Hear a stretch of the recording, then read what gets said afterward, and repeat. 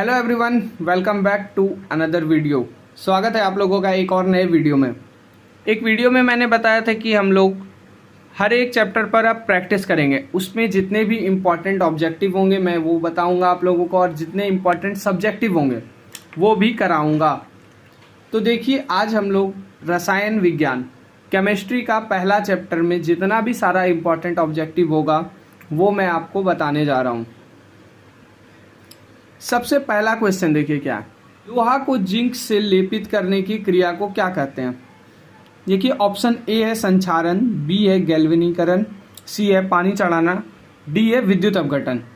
तो लोहा को जब हम लोग जिंक से लेपित करते हैं तो लोहा का क्या करते हैं? गैल्वेनीकरण करते हैं, मतलब लोहा को जंग लगने से बचाते हैं। तो ऑप्शन नंबर बी सही होगा।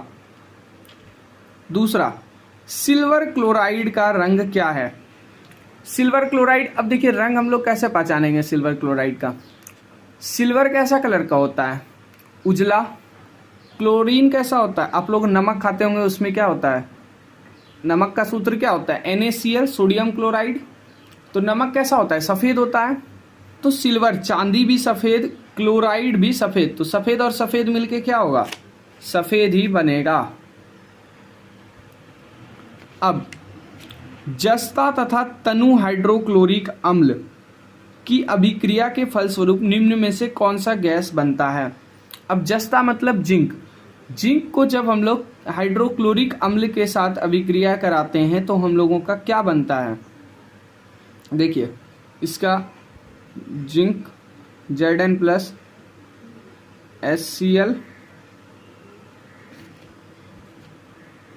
तो क्या बनेगा? ZnCl2 + H2। तो हम लोगों का ऑप्शन नंबर सी सही हो जाएगा। निम्नलिखित में से कौन सा एक दहन अभिक्रिया है? जल का उबलना, मोम का पिघलना, पेट्रोल का जलना, या इनमें से कोई नहीं? तो जल का उबलना ये तो नहीं है, मोम का पिघलना ये भी नहीं है, पेट्रोल का जलना।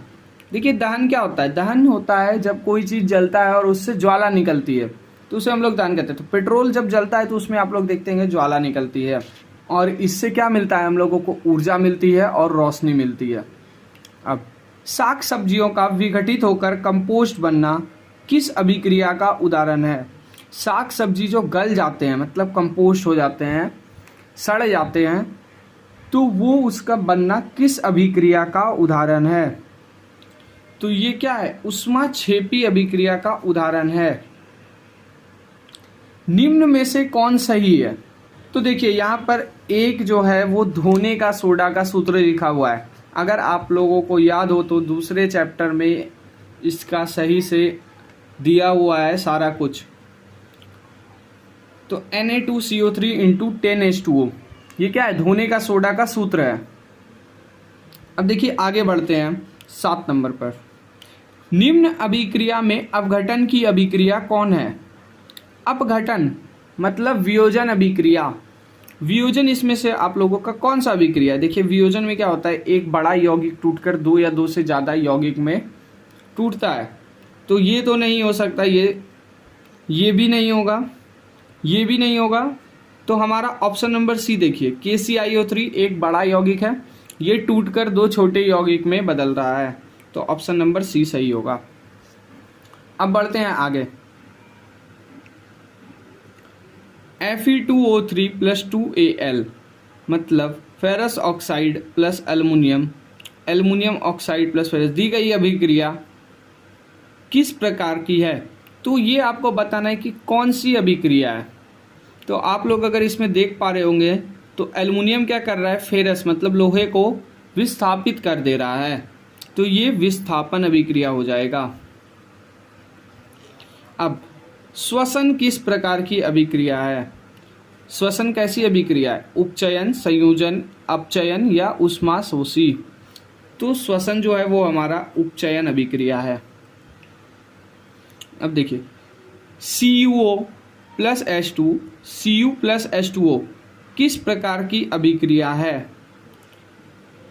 तो ये हमारा उपचयन है, अपचयन है, उदासीनीकरण है या रेडॉक्स है? तो ध्यान से देखेंगे तो ये हमारा कैसा है, अपचयन अभिक्रिया है। मैंने यहाँ पर आंसर भी लिख दिया है, जिसको आंसर एक बार मिलाना हो मिला सकते हैं। जिसको और ज़्यादा प्रैक्टिस करनी है मैं एक फ़ोटो टेलीग्राम पर अपलोड कर दूंगा, आप लोग वहाँ से इसका हार्ड कॉपी निकलवा लीजिएगा। तो अब बढ़ते हैं आगे। ये तो हुआ 10 क्वेश्चन। 10 क्वेश्चन के आगे देखते हैं हमारा कौन सा है। तो देखिए हमारा आगे जो क्वेश्चन आता है, निम्न में से कौन अवकारक है। तो आपको बताना है कि ये जो 4 ऑप्शन दिए हुए हैं इसमें अवकारक कौन है। Hydrogen, CO, carbon monoxide, oxygen या हाइड्रोजन सल्फाइड। तो देखिए इस चारों में अवकारक है हमारा हाइड्रोजन सल्फाइड। निम्न में से कौन ऑक्सीकारक है। ऊपर बताया आप लोगों ने अवकारक, अब ऑक्सीकारक कौन है। Hydrogen, carbon monoxide, hydrogen sulphide या ऑक्साइड, ऑक्सीजन। तो देखिए ये हमारा ऑप्शन डी हो जाएगा। ऑक्साइड क्या है, ऑक्सीकारक है। अब देखिए 13 नंबर, निम्नलिखित में से कौन सा पदार्थ ऑक्सीजन से संयोग नहीं करता है। तो ऑक्सीजन से कौन सा पदार्थ संयोग नहीं करता है। तांबा, सोना, जिंक या पोटासियम। तो इसमें देखिए जिंक भी कर लेता है, पोटेशियम भी कर लेता है, तांबा भी कर लेता है, सोना नहीं करता है। सोना ऑक्सीजन के साथ अभिक्रिया नहीं करता है। खाना बनाने में द्रवीभूत पेट्रोलियम गैस का मुख्य अवयव क्या है। आप लोगों ने अगर चैप्टर सही से पढ़ा होगा पहला, तो इसमें लास्ट में एक द्रवीभूत पेट्रोलियम गैस करके टॉपिक है, उसमें बताया गया है ब्यूटेन जो है वो द्रवीभूत पेट्रोलियम गैस का मुख्य अवयव है। निम्नलिखित में से कौन सा पदार्थ बिना ज्वाला के जलता है। मोमबत्ती, केरोसिन, कोयला, मीथेन गैस। तो मोमबत्ती जलता है तो आप लोगों ने देखा होगा ज्वाला होती है। केरोसिन को भी जलाते हैं अगर किसी चीज पर डालकर, तो उसमें भी क्या होता है, ज्वाला होती है। मीथेन गैस को जलाते हैं तो उसमें भी क्या होगी, ज्वाला होती है। लेकिन कोयला को जलाते हैं तो उसमें ज्वाला नहीं होती है। देखते होंगे आप लोग, कोयला जलता है तो उसी में लाल कलर का कोयला ही लाल लाल हो जाता है। रासायनिक अभिक्रियाओं को व्यक्त किया जाता है किसके रूप में, संकेत के रूप में, अनुसूत्रों के रूप में, समीकरणों के द्वारा या सरल सूत्रों के द्वारा। तो रासायनिक अभिक्रिया को हम लोग समीकरण के द्वारा व्यक्त करते हैं। शरीर में भोजन का पचना किस प्रकार की अभिक्रिया है। शरीर में भोजन का पचना किस प्रकार की अभिक्रिया है। अवकरण, ऑक्सीकरण, उदासीनीकरण या वैद्युत अपघटन। तो ये हमारा ऑक्सीकरण अभिक्रिया है। शरीर में भोजन का पचना किस प्रकार की अभिक्रिया है, ऑक्सीकरण अभिक्रिया। अब देखिए, जिस न्यूनतम ताप पर कोई पदार्थ जलना प्रारंभ करता है उसे क्या कहते हैं। जिस न्यूनतम ताप पर अगर कोई पदार्थ जलता है तो उसे हम लोग ज्वलन ताप कहते हैं। निम्न में से कौन सा अपघटन क्रिया नहीं है। ध्यान से पढ़िएगा, निम्न में से कौन सा अपघटन क्रिया नहीं है। देखिए CaCO3 एक बड़ा यौगिक है, टूट रहा है तो ये अपघटन अभिक्रिया है। KClO3 ये भी टूट रहा है, ये अपघटन अभिक्रिया है। शरीर में भोजन का पचना ये भी क्या है, अपघटन अभिक्रिया है। लेकिन यहाँ पर देखिए Cu+O2 CuO बन रहा है, मतलब ये संयोजन अभिक्रिया है, तो ये अपघटन अभिक्रिया नहीं है। देखिए यहाँ पर सेम ही क्वेश्चन है, देखा जाए तो शरीर में भोजन का पचना ये अपघटन क्रिया यहाँ पर बता रहा है। शरीर में भोजन का पचना, ऑक्सीकरण। देखिए यहाँ पर अगर अपघटन अभिक्रिया होता तो हम लोग उसको टिक करते, लेकिन ऑप्शन में नहीं है। तो शरीर में भोजन का पचना, देखिए भोजन पचता है तो ऑक्सीकरण होता है उसमें, तो यहाँ पर ऑक्सीकरण था तो हम लोगों ने उसमें टिक मारा। अब देखिए लास्ट जो है 20 नंबर, बेरियम क्लोराइड के विलयन की जब सल्फ्यूरिक अम्ल से अभिक्रिया कराई जाती है तो उस अभिक्रिया को कहते हैं बेरियम क्लोराइड। देखिए ये होता है इसका अभिक्रिया BaCl2 प्लस जब सल्फ्यूरिक अम्ल का आप लोगों को सूत्र पता होगा H2SO4। ये जब अभिक्रिया करता है तो उस अभिक्रिया को क्या कहते हैं। देखिए यहाँ पर क्या होगा,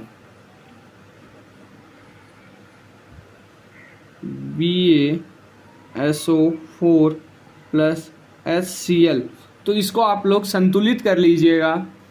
ये होता है अभिक्रिया। तो ये बताना है आपको कौन सा अभिक्रिया है, उदासीनीकरण, संश्लेषण, अवक्षेपण या अपघटन। तो ये हमारा अवक्षेपण अभिक्रिया है। तो पहले चैप्टर में जो जो मुझे इम्पॉर्टेंट लगा वो क्वेश्चंस मैंने ऑब्जेक्टिव के रूप में तैयार करके आप लोगों को बताया। तो ऐसा ज़रूरी नहीं है कि मैंने जैसा ऑब्जेक्टिव लिखा है सेम टू सेम आ जाएगा, इससे मिलता जुलता आएगा, लेकिन जो जो इम्पॉर्टेंट था मैंने लिखा। ये सारे ही ऑब्जेक्टिव आपके लिए इम्पॉर्टेंट हैं।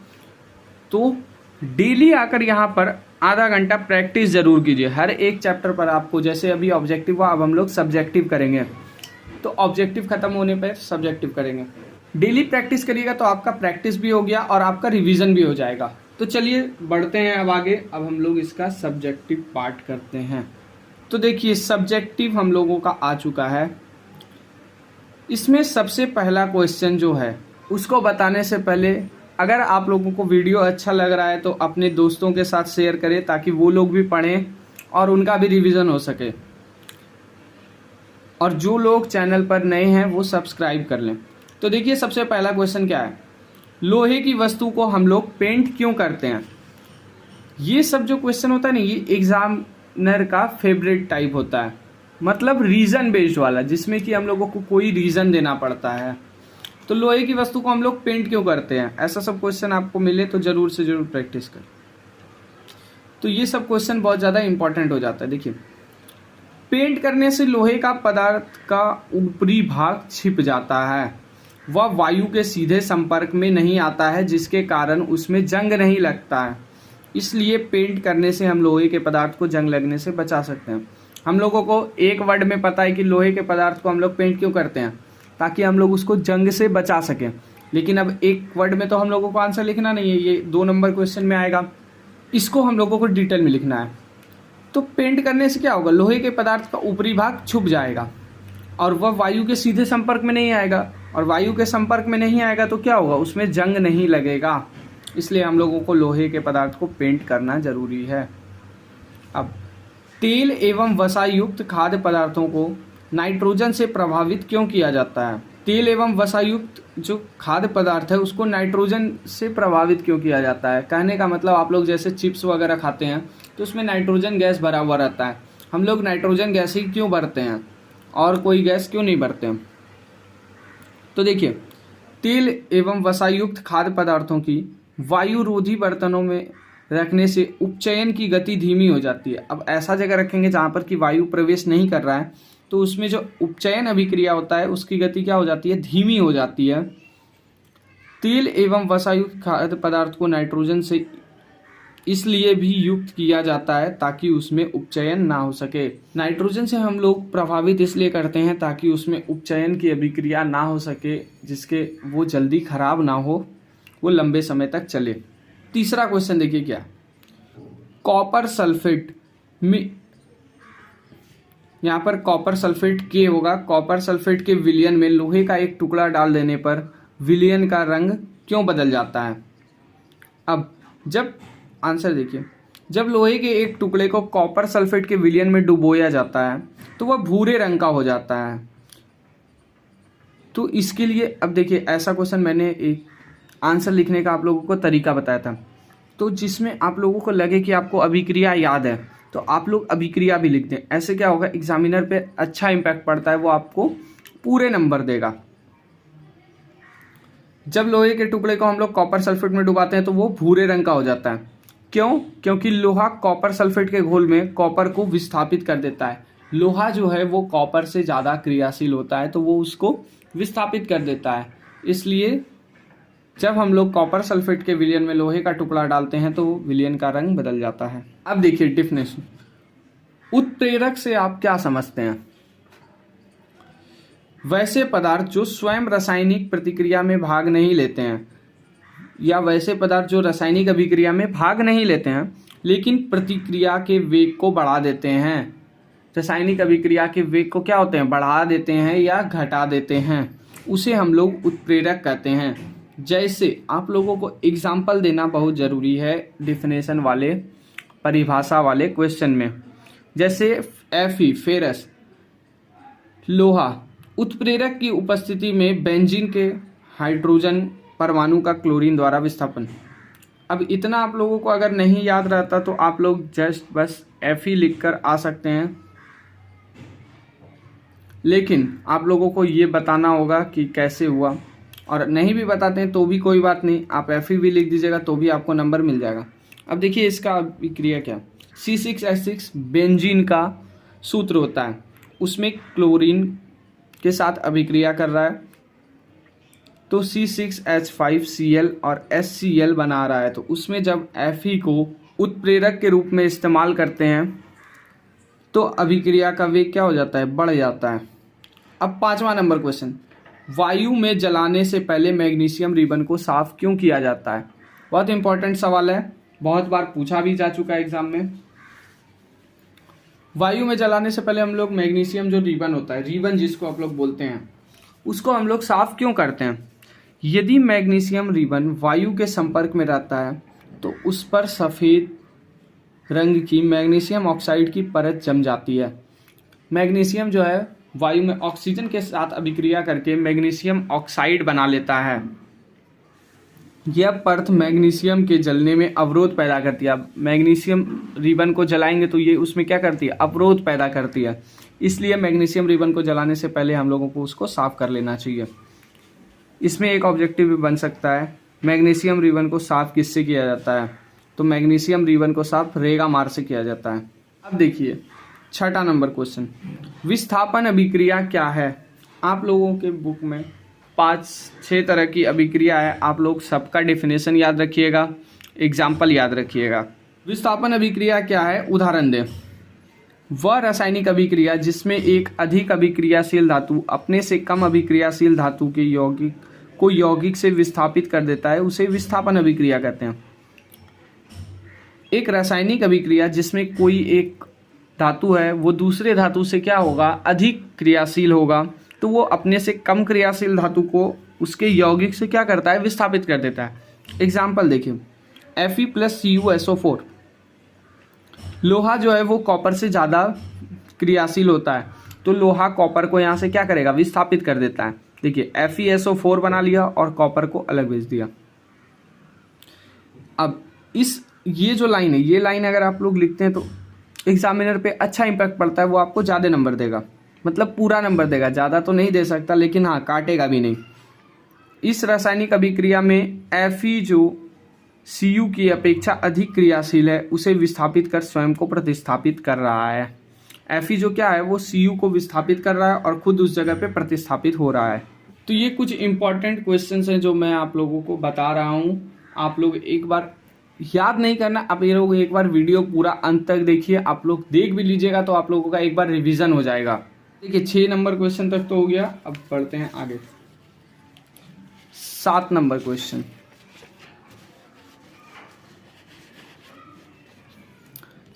क्वेश्चन, क्या है, वियोजन अभिक्रिया से आप क्या समझते हैं। अभी मैंने जस्ट बताया कि आप लोगों को सारे जितने भी अभिक्रिया हैं के प्रकार हैं उसको आप लोगों को याद कर लेना है और आपको उसके सब का एग्जाम्पल याद होना चाहिए, एक दो।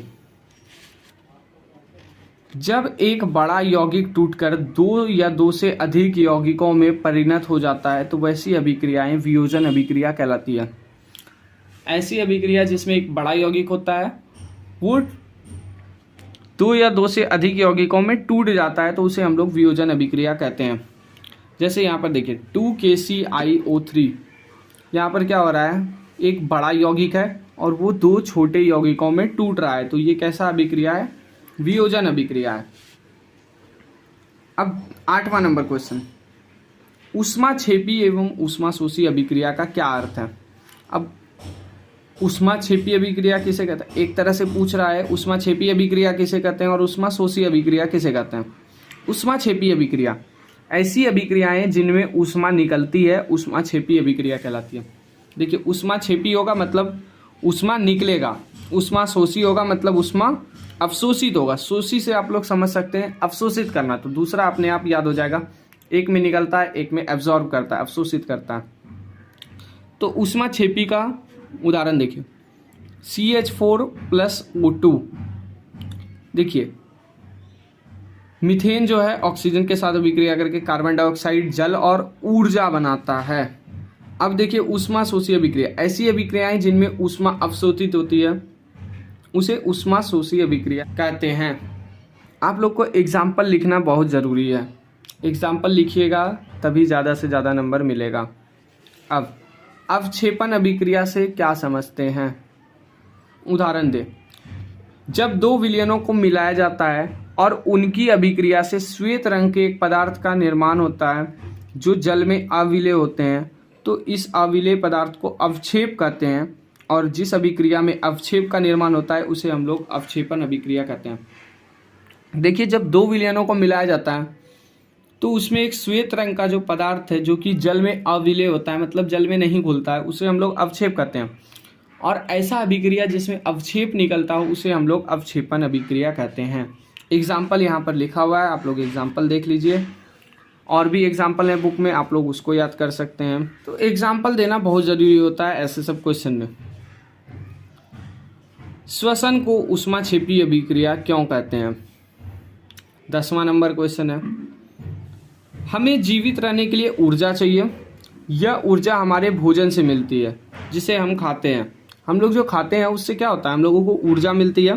पाचन के दौरान भोजन सरल पदार्थों में टूट जाता है। अब हम लोग जो भोजन खाते हैं वो क्या होता है, छोटे छोटे पार्ट में सरल पदार्थों में टूटता है। जैसे हम लोगों के यहाँ पर उदाहरण लिया हुआ है, चावल आलू ब्रेड में कार्बोहाइड्रेट होता है। तो चावल आलू, हम लोग कार्बोहाइड्रेट तो सीधा नहीं खा लेते हैं, हम लोग चावल आलू ब्रेड ये सब खाते हैं, तो इसमें कार्बोहाइड्रेट होता है। ये जाकर हम लोग के शरीर में कार्बोहाइड्रेट में टूटता है, और ये कार्बोहाइड्रेट जो है टूटकर ग्लूकोज बनाते हैं। कार्बोहाइड्रेट भी टूटकर क्या बनाता है, ग्लूकोज। और यह ग्लूकोज हमारे शरीर की कोशिकाओं में ऑक्सीजन से संयोग करते हैं और ऊर्जा प्रदान करते हैं। हम लोगों के शरीर पे जो कोशिका है उससे ऑक्सीजन के साथ संयोग करके क्या करते हैं, हम लोगों को ऊर्जा प्रदान करते हैं। इसी अभिक्रिया का क्या नाम है, श्वसन है। इस अभिक्रिया को हम लोग श्वसन कहते हैं। और चूंकि श्वसन अभिक्रिया में से ऊष्मा निकलती है, इसलिए हम लोग श्वसन अभिक्रिया को ऊष्माक्षेपी अभिक्रिया कहते हैं। यहाँ पर एक एग्जाम्पल लिखा हुआ है, एग्जाम्पल नहीं, ये कैसे टूटता है ग्लूकोज वो दिया हुआ है। तो 10 नंबर क्वेश्चन तक हम लोगों ने कर लिया। अब देखिए आगे 11 नंबर क्वेश्चन क्या कहता है, वियोजन अभिक्रिया को संयोजन अभिक्रिया के विपरीत क्यों कहा जाता है। वियोजन अभिक्रिया जो है वो संयोजन के विपरीत क्यों होता है। वे अभिक्रियाएं जिनमें दो या दो से अधिक पदार्थ संयुक्त होकर केवल एक पदार्थ बनाते हैं उसे संयोजन अभिक्रिया कहते हैं। तो देखिए वैसा अभिक्रिया जिसमें दो या दो पदार्थ जुड़कर एक पदार्थ का निर्माण करते हैं उसे हम लोग संयोजन अभिक्रिया कहते हैं। तथा वे अभिक्रियाएं जिनमें यौगिक दो या दो से अधिक सरल पदार्थों में टूटता है वियोजन अभिक्रियाएं कहलाती है। तो अब संयोजन में दो या दो मिलकर एक बनता है, लेकिन इसमें एक ही यौगिक दो या दो से अधिक यौगिकों में टूट जाता है, तो इसे हम लोग वियोजन अभिक्रिया कहते हैं। तो इससे स्पष्ट होता है कि संयोजन जो है वियोजन के विपरीत है। अब आप लोग सोच रहे होंगे मैंने 12 नंबर क्वेश्चन क्यों नहीं लिखा, तो ये मैंने आप लोगों के लिए छोड़ा है। रासायनिक अभिक्रिया से आप क्या समझते हैं, आप लोगों का होमवर्क है, या आप यूं कह लीजिए आपको अगर पता है तो कमेंट में लिखें। और एग्जाम्पल देना बहुत ज़रूरी है, एग्जाम्पल वेरी वेरी इंपॉर्टेंट। ऐसे सब क्वेश्चन में एग्जाम्पल बहुत ज़्यादा इंपॉर्टेंट है। अब देखिए 13 नंबर, संक्षारण से आप क्या समझते हैं, क्या आप दैनिक जीवन में इसके प्रभावों को देख सकते हैं। हम जानते हैं कि लोहे की बनी हुई नई वस्तुएं चमकीली होती है। लोहे का जो वस्तु जो है नया जब बन के आता है तो बहुत ज़्यादा चमकीली होती है। कुछ दिन बाद वायु में छोड़ देने पर इसकी सतह पर लालिमा युक्त भूरे रंग की परत चढ़ जाती है। अगर आप लोग कुछ दिन इसको ऐसे छोड़ दीजिएगा तो उस पर लाल मतलब भूरे रंग का आपको एक परत दिखाई पड़ेगा, जिसे हम लोग जंग लगना कहते हैं। इस प्रक्रिया को लोहे पर जंग लगना कहते हैं। यह अभिक्रिया अन्य धातुओं के साथ अन्य धातुओं की परतों पर भी होती है। ये जो अभिक्रिया है अन्य धातु के परत पर भी होती है और उनका रंग बदलता है। देखिए पीतल पे भी आप लोगों को दिखेगा, हल्का कजली टाइप का हो जाता है पीतल का बर्तन सब। तो हर एक धातु पर एक नया परत चढ़ जाता है, उसका रंग बदल देता है और धीरे धीरे उस बर्तन को खराब करने लगता है, उस धातु को खराब करने लगता है। तो इसी प्रक्रिया को हम लोग संक्षारण कहते हैं। देखिए अब दूसरा नंबर, हाँ हम इनके प्रभावों को अपने दैनिक जीवन में देख सकते हैं, जैसे लोहे पर जंग लगना, पीतल का चमक होना इत्यादि। आप लोग अगर कुछ दिन छोड़ दीजिएगा तो सोना का भी रंग देखिएगा, आप लोगों को चमक खत्म हो जाता है, चांदी का चमक खत्म हो जाता है, आप लोगों को चांदी साफ करवाना पड़ता है। तो ये सब किसका उदाहरण है? संक्षारण अभिक्रिया, संक्षारण का। अब बुझे हुए चूने के विलयन का उपयोग दीवार की सफेदी करने में क्यों किया जाता है? ये सब रीजन बेस्ड क्वेश्चन हुआ, ये सब एग्जामिनर का फेवरेट होता है, ये सब क्वेश्चन आपको मिल जाएंगे देखने को एग्जाम में। अब बुझे हुए चूने का सबसे पहले तो आप लोग रासायनिक सूत्र, रासायनिक नाम जो होता है कैल्शियम हाइड्रोक्साइड। कैल्शियम हाइड्रोक्साइड वायु में उपस्थित कार्बन डाइऑक्साइड के साथ धीमी गति से अभिक्रिया करके दीवारों पर कैल्शियम कार्बोनेट की परत बना देता है। कैल्शियम हाइड्रोक्साइड जो है वो हम लोग, दीवार क्या होता है, वायु के संपर्क में रहता है, तो वायु के संपर्क में, वायु में कार्बन डाइऑक्साइड भी होता है। कैल्शियम हाइड्रोक्साइड जो होता है वो कार्बन डाइऑक्साइड के साथ अभिक्रिया करके कैल्शियम कार्बोनेट बना देता है, एक पतली परत बना देता है। सफ़ेदी करने के 2-3 दिन बाद कैल्शियम कार्बोनेट का निर्माण होता है। सफ़ेदी कर लेते हैं, उसके 2-3 दिन बाद क्या होता है, कैल्शियम कार्बोनेट नाम का पदार्थ का निर्माण होता है दीवार पर, और उससे दीवारों पर चमक आ जाती है। देखते होंगे आप लोग, जब चूना करता है तुरंत तो उस समय चमक नहीं आती है, लेकिन वही कुछ देर के बाद उसमें चमक आना शुरू हो जाती है। यही कारण है कि बुझे हुए चूने के विलयन का उपयोग हम लोग दीवार की सफ़ेदी करने में करते हैं। तो देखिए अब 15 नंबर क्वेश्चन क्या है, संतुलित और असंतुलित समीकरण में क्या अंतर है? ऐसे रासायनिक समीकरण, अब इसका आंसर हम लोगों को कॉलम में देने का ज़रूरत नहीं है, क्योंकि ये 2 नंबर क्वेश्चन में पूछा जाएगा, आप लोगों को डिफिनेशन के थ्रू इसका आंसर देना है। ऐसे रासायनिक समीकरण जिनमें अभिकारक तथा प्रतिफल की परमाणु संख्या समान होती है। ऐसा रासायनिक समीकरण जिसमें अभिकारक जो कि हम लोगों के बाएं साइड होता है और प्रतिफल जो दाएं साइड होता है, दोनों में परमाणु की संख्या समान होती है, उसे हम लोग संतुलित रासायनिक समीकरण कहते हैं। और ऐसा रासायनिक समीकरण जिसमें अभिकारक तथा प्रतिफल के परमाणु की संख्या असमान होती है, उसे हम लोग असंतुलित रासायनिक समीकरण कहते हैं। तो जिसमें अभिकारक और प्रतिफल की परमाणु संख्या समान होती है उसे संतुलित रासायनिक समीकरण, और जिसमें समान नहीं होती उसे असंतुलित रासायनिक समीकरण। तो इसका एग्जाम्पल आप लोग कमेंट में बताइएगा, क्या होगा इसका, एक एक एग्जाम्पल आप लोग कमेंट में बताना है। तो जिसको भी वीडियो अच्छा लगे अपने दोस्तों के साथ, फिर से बोल रहा हूँ, शेयर करिएगा, ताकि वो लोग का भी रिवीजन हो और वो लोग भी अच्छा स्कोर कर पाएँ एग्ज़ाम में। तो मिलते हैं नेक्स्ट वीडियो में।